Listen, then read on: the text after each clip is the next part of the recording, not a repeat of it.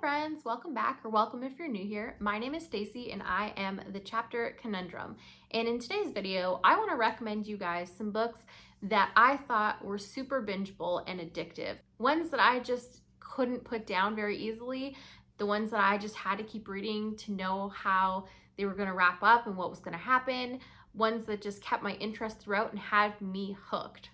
So I don't know about you guys, but I think that this is the type of book that easily pulls me out of a reading slump. So I guess you could also say it kind of doubles as some slump busting recommendations. But without further ado, let's dig into it. So the first book I want to recommend today is The Passengers by John Marrs. And this is a sci-fi thriller that follows several people as they are in their everyday routine. They're in self-driving cars and their cars are hijacked and set on a collision course with each other. And the hijacker orchestrating this wants the public's opinion on who should live and who should die. And there's just a larger conversation that happens within the book as well. So right away, you have a very intriguing premise, but then even throughout the beginning, you are starting to unpack more and more about the characters that find themselves in this situation. Throughout the first chunk of the book, you're really digging into why these people were chosen by the hacker, and you get to go along for this emotional ride. I'm not going to tell you too much more about this one, but it's definitely a very addictive one, and I would recommend you pick it up. Next up, I'm going to talk about another thriller, The Couple Next Door by Sherry LaPena. And this one, basically the premise is there's a couple who is invited to a dinner party next door, and their babysitter cancels on them last minute. And they have a young child at home, I think still an infant, maybe? Baby anyway. And they decide, okay, well, we're next door, it's just a townhouse. We'll have the baby monitor, so one of us will just nip back and check on her every like 15 minutes or so. One of us will come do like the feeding and the diaper changes and whatever, and we'll hear if she's fussing because we have the monitor. But right off the bat, the dinner party evening ends, they get home and realize their baby has been kidnapped. So this is the story of what happens from there, and it's definitely very intriguing, high stakes, and leaves you wondering about a lot of things.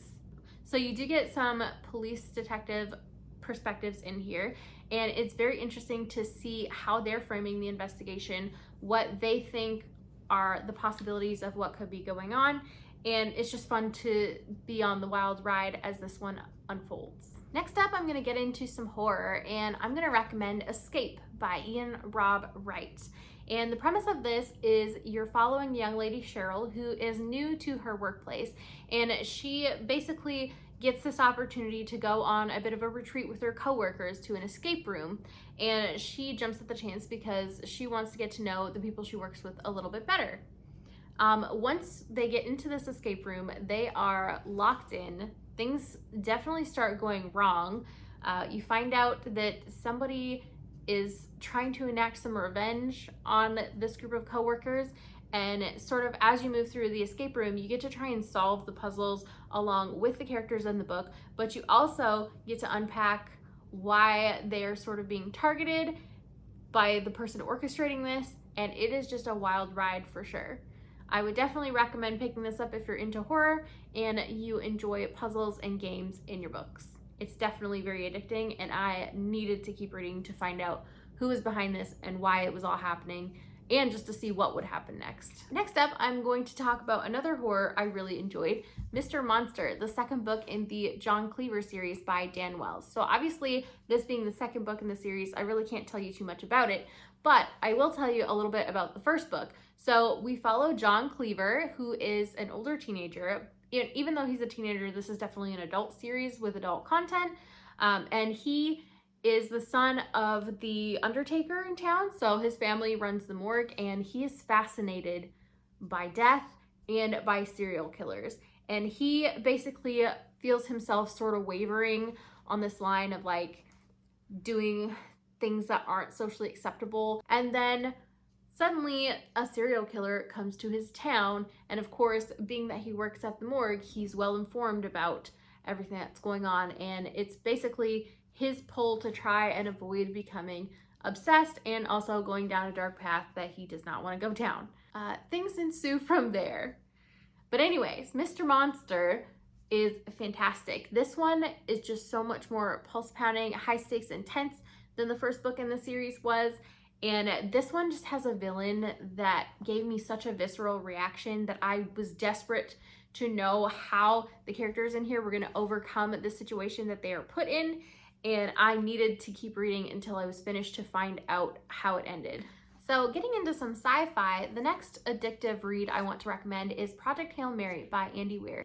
So if you don't know, this follows Ryland, and he wakes up in space. He's an astronaut on a mission, and he has amnesia, so he doesn't remember why he's there, and everyone else on his mission is dead. So a lot of this in the beginning is him trying to piece together why he's here, what he's supposed to do, where he's going, why he was chosen for the specific mission, and so many other things. And that's basically just the catalyst for this one. It gets a lot crazier the further in you go. This definitely had me hooked and kept me up late reading. And I will also say, if you do pick this up, I definitely recommend picking up the audiobook.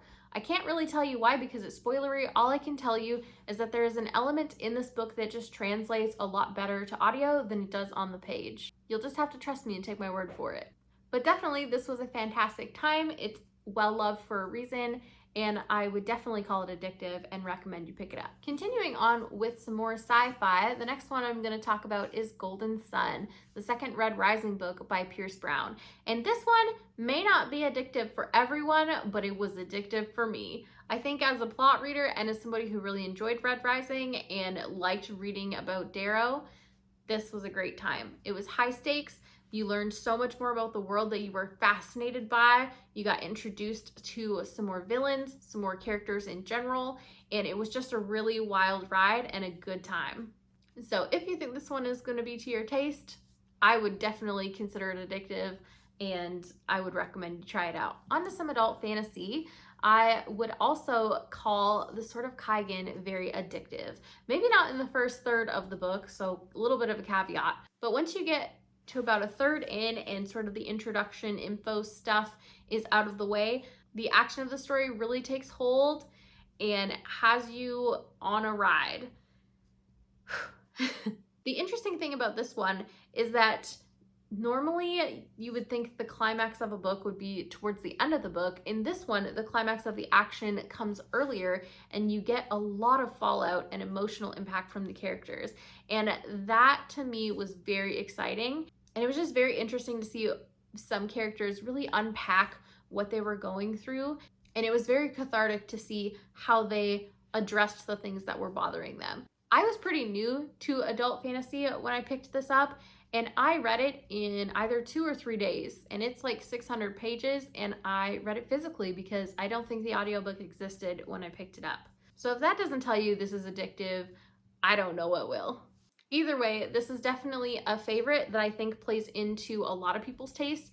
It's one of those ones that's very versatile for people. It's got a lot of character work, but also a lot of action and plot, and it's kind of got a medium pacing, so I think it plays well into a lot of people's tastes.